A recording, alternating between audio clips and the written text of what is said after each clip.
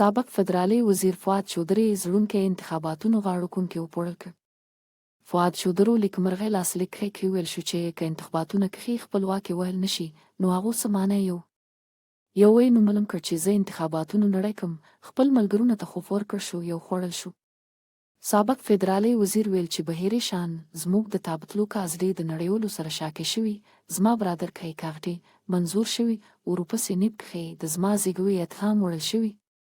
لکمکه فؤاد چودري ویل چې د انتخاب کمیشن لومړی شکل سره دولت کړل او خپل د دې حالتونو په اړه غاړوکونکي وپوړل کې.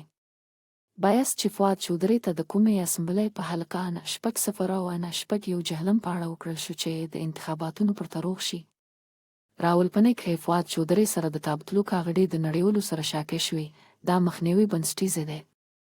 د الیکشن تربیونال قاضي چودري عبدالعزیز ویل چې فؤاد چودري لیکمرغه ونړۍ وه.